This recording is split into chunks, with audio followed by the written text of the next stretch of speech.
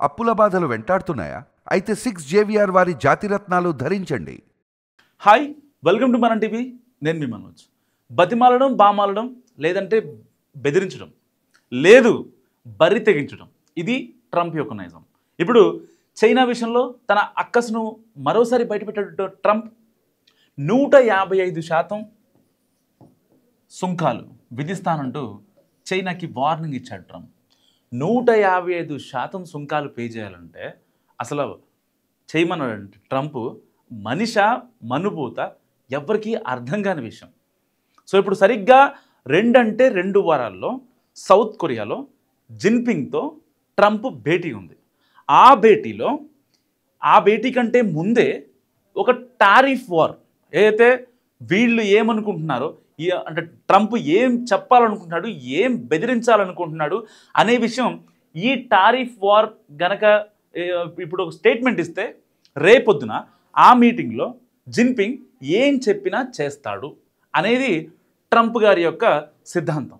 So దానికోసం ఈయన ఇప్పుడు చెప్తున్న మాట ఏంటంటే, మాతో చాలా దేశాలు చాలా మంచి సఖ్యత కోరుకుంటున్నాయి, స్నేహాన్ని కోరుకుంటున్నాయి. మేము ప్రపంచ దేశాలని శాసించాలా వద్దా, లేకపోతే ఎవరి బిజినెస్లు పక్కన పెడితే ట్రంప్ మాటే వినాలి అనేది ట్రంప్ గారి యొక్క సిద్ధాంతం. బేసిక్గా అందరికీ తెలిసిన విషయమే.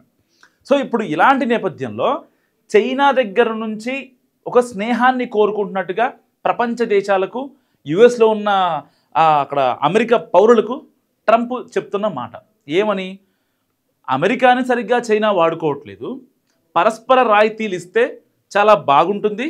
సో ఎట్టి పరిస్థితుల్లో ఇద్దరం కూర్చొని మాట్లాడుకుందాం, దానివల్ల చైనా నుంచి అయితే రేర్ ఎర్త్ మెటల్స్ ఏవైతే ఉన్నాయో ఆ ఎగుమతులన్నీ కూడా అమెరికాకి మ్యాక్సిమం వెళ్తూ ఉంటాయి. అమెరికాలో ఉన్న ప్రొడక్ట్స్ విషయంలో దాదాపుగా 60 to 70% చైనా నుంచి ఎగుమతి అయ్యే ఉత్పత్తులే. సో ఇప్పుడు ఒకవేళ వాళ్ళ దగ్గర నుంచి కనుక వీళ్ళు మళ్ళీ టారిఫ్ వార్, ఏదైతే ట్రంప్ 155% వేశాడు, దానికి కనుక ప్రతిగా చైనా కూడా రియాక్ట్ అయ్యి ఒక ఎగుమతుల విషయంలో టారిఫ్ వార్ పెడితే మాత్రం అమెరికా అల్లకల్లోలం అయిపోద్ది. ఇప్పుడు ట్రంప్ ఆలోచిస్తుంది ఏంటి, 155% వేస్తాను, చైనా మాతో సఖ్యతకి రావాలి, మేమేం చెప్పినా సరే చైనా యాక్సెప్ట్ చేయాలి అనేది ట్రంప్ యొక్క సిద్ధాంతం.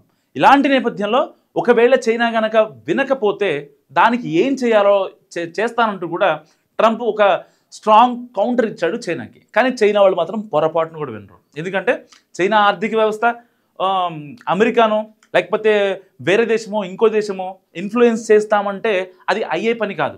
వాళ్ళది చాలా స్ట్రాంగ్ ఆర్థిక వ్యవస్థ. సో అమెరికా ఇప్పుడు తీసుకోండి, ఇన్ఫ్లేషన్ పెరిగిపోతుంది, జీడిపి తగ్గిపోతుంది. అమెరికా 30 ట్రిలియన్ ఆర్థిక వ్యవస్థలో 10 ట్రిలియన్ ఆర్థిక వ్యవస్థ బయట నుంచి తెచ్చుకున్న అప్పులే.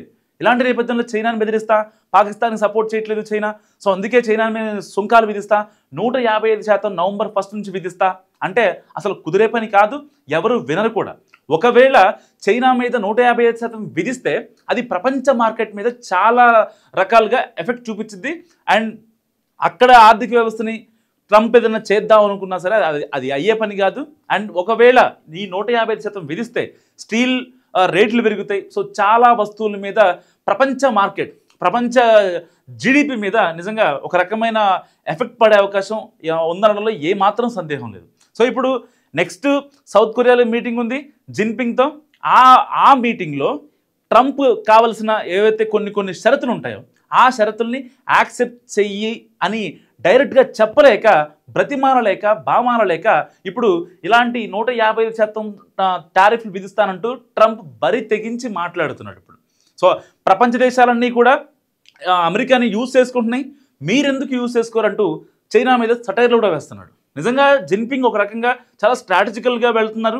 ఎందుకంటే ఎప్పుడు కూడా గతంలో పాకిస్తాన్కి కొన్ని విషయాల్లో సపోర్ట్ విషయంలో కూడా ఆయన పైనుండి ఇచ్చినా సరే క్షేత్రస్థాయిలో వెళ్ళి నేనున్నానంటూ భరోసా ఇచ్చిన వ్యక్తి కాదు.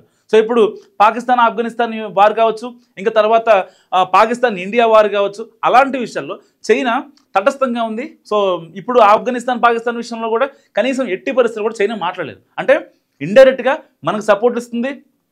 చైనాకి భారత్కి మధ్య కొన్ని వాణిజ్య సంబంధాలు పరస్పరం మెరుగుపడుతున్నాయి. ఇలాంటి నేపథ్యంలో మనం ఎక్కడ కలిసిపోతామనే ఒక బాధ ఇప్పుడు ట్రంప్లో ఉంది. సో ఇప్పుడు ట్రంప్ దగ్గర కొన్ని కండిషన్స్ ఉన్నాయి. ఆ కండిషన్స్ని యాక్సెప్ట్ చేస్తే నేను పెట్టను, 155% పెట్టను, ఒకవేళ కండిషన్స్ యాక్సెప్ట్ చేయకపోతే 155% టారిఫ్ వారు విధిస్తానంటూ ట్రంప్ మాట్లాడుతున్న మాటలు నిజంగా ప్రపంచ దేశాలు ఏం అర్థం కాని పరిస్థితి. ఒకవేళ ట్రంప్ విధిస్తాడా విధించడా, ఎందుకంటే మామ ముందు బెదిరించి ఆ తర్వాత బేరానికి వస్తాడు కాబట్టి, సో దాని గురించి చాలామంది దేశాధినేతలు మాట్లాడుకుంటున్న పరిస్థితి. ఏదేమైనప్పటికీ జిన్పింగ్ని ఒకవేళ ఇన్ఫ్లుయెన్స్ చేయాలి, చైనా ఆర్థిక వ్యవస్థను పడేయాలి, ఎందుకంటే కీలకమైన ఆర్థిక వ్యవస్థ భారతదేశం కావచ్చు, చైనా కావచ్చు, ఇవన్నీ కొంచెం ఎవరు ఇన్ఫ్లుయెన్స్ చేస్తేనో జరిగేటివి కాదు.